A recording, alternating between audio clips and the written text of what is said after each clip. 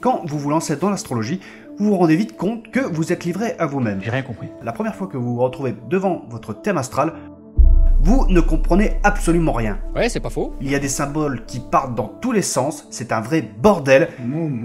Souvent, ça en décourage plus d'un. Et là, vous vous dites, je prends mon courage à deux mains, je vais déchiffrer ce merdier. Donc là, vous regardez ce que vous trouvez comme information sur le site du thème, ou alors sur d'autres sites internet.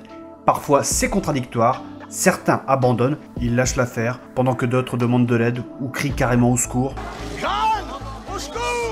Et ceux qui demandent à l'aide le font souvent sur Twitter, Facebook ou sur les forums, mais restent souvent dans le flou. Ah bah moi, me parle de leur, me raconte des trucs, j'écoute pas du tout ce qu'ils disent. Hein. Eh bien moi, je vous conseille de rester regarder cette vidéo jusqu'à la fin. Je vais vous donner quelques conseils pour débuter en astrologie.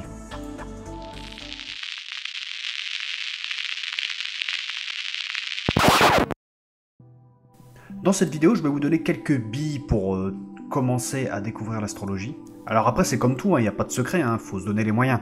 Ce qui me mène au premier conseil, apprenez la signification de tous les symboles. Eh bien oui, c'est logique, c'est ultra logique. C'est logique. En même temps, tous les conseils que je vais vous donner dans cette vidéo, c'est du bon sens. Ah ouais. Donc, comme je disais, il faut commencer par apprendre les symboles et ce qu'ils veulent dire. Avant de savoir écrire, il faut apprendre à lire. Ah! Et forcément, chaque symbole veut dire quelque chose. Donc je vous conseille d'abord de commencer par chaque signe astrologique, ce qu'ils veulent dire, ainsi que leurs caractéristiques. Comme par exemple le bélier, il est fonceur, dynamique, tout ça, et un peu colérique. C'est un signe de feu, cardinal.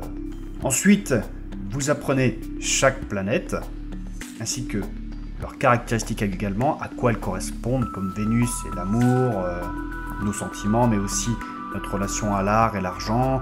Jupiter, c'est notre façon de nous épanouir, c'est l'expansion. Et enfin, vous terminez avec les maisons. Et là, vous me dites, mais c'est quoi les maisons? Eh bien, c'est ça. Donc, les maisons, elles représentent chacune un domaine de notre vie. Comme la maison 1, c'est notre personnalité, notre masque social. La maison 2, c'est notre façon de gagner notre argent, nos dons, nos gains. La maison 3, c'est notre communication, c'est aussi nos premiers apprentissages, etc. Etc. J'ai comme une impression de déjà vu. Enfin bref. Maintenant, on arrive à mon deuxième conseil. Ne vous éparpillez pas. Alors ça, c'est un problème qu'on a tous. Au début, on a tendance à vouloir aller trop vite. Mec, là, c'est une fusée. Ça m'arrive souvent, par exemple, de voir sur Twitter ou des gens qui me demandent des conseils, par exemple, sur la lune noire, sur l'élite, ou alors sur les nœuds lunaires. Alors que ces gens-là ne maîtrisent même pas les bases précédentes. Alors que c'est la base. Ils ont du mal à reconnaître les symboles, ils ne savent pas trop ce que ça veut dire telle ou telle planète, ni les différentes subtilités qu'elles ont. Quelle indignité. Enfin bon, c'est pas un reproche. Après, quelque part, je peux le comprendre, c'est passionnant, tout ça, mais il faut prendre le temps d'apprendre déjà les bases avant de partir sur des concepts assez compliqués en astrologie. Sachant qu'un évier, un évier met 4 minutes pour se remplir. Comment voulez-vous être sûr de bien comprendre ce qu'est Chiron par exemple, alors que vous avez déjà du mal à comprendre les subtilités qu'il y a entre le poisson et le scorpion par exemple? C'est pourquoi prenez votre temps. On arrive ensuite à mon troisième conseil. Prenez le temps de connaître votre thème. Et oui, avant de vous lancer dans le thème des autres, c'est bien aussi de connaître le sien, de connaître nos problématiques. Comment vous voulez aider les autres si vous n'êtes pas capable de vous aider vous-même déjà? Ah bon? Il est important de prendre le temps de connaître son thème. Et j'ai un bon conseil pour ça, dessinez votre thème. Prenez le temps de le dessiner, vous allez voir, vous allez complètement le redécouvrir. Et une fois que vous l'avez bien cerné, tout ça, vous faites la même chose avec ceux de vos proches. Vous prenez le temps de le faire. Vous les dessinez, tout ça, comme ça en même temps vous apprenez bien ce que veut dire chaque symbole, chaque aspect, chaque planète. Et une fois que vous maîtrisez tout ça, vous pouvez vous lancer un peu plus profondément dans l'interprétation des thèmes des autres personnes que vous souhaitez aider. D'accord. Voilà. Alors déjà ça, c'est 3 petits conseils de base. C'est du bon sens en fait. Mais bon, je vais pas vous laisser là. Je vais vous donner un 4e conseil. Méfiez-vous des informations que vous trouvez. Alors en effet, Souvent, quand on commence en astrologie, on va facilement voir sur internet ce qu'on trouve et tout ça. C'est normal après tout, on a besoin de réponses. Mais attention, tous les sites ne sont pas fiables. Il y a certaines interprétations, c'est de la merde. C'est de la merde.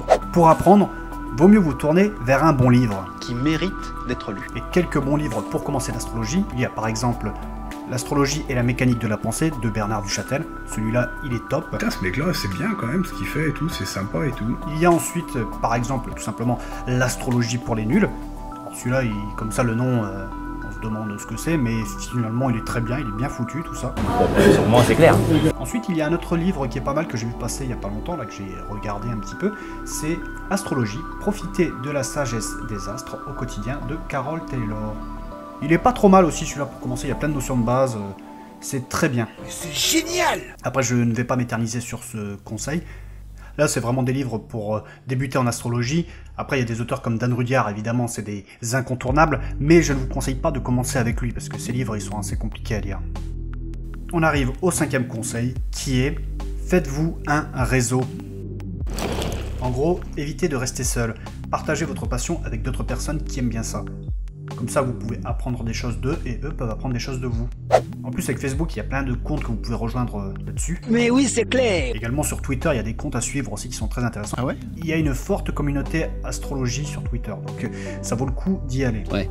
D'ailleurs, si vous voulez, il y a 2-3 comptes intéressants à suivre, comme par exemple Astro Bistro qui est pas mal. D'ailleurs, ils ont un site que je vous mets en description. De plus, il y a aussi Solarian Queen qui est très intéressante. Elle parle beaucoup d'astrologie et elle tient même un blog et elle fait régulièrement des podcasts que je vous conseille d'aller voir. Le lien sera en description. Ça s'appelle Let's Talk About. Vous avez vu mon super accent anglais. Get on the bétonneuse, please. Yes, near the poteau. Get on the poteau. Pour info, ça ne parle pas que d'astrologie, hein, ça parle aussi de développement personnel et de spiritualité. Waouh! J'ai également mis sa chaîne YouTube en description. Bref, allez faire un petit tour.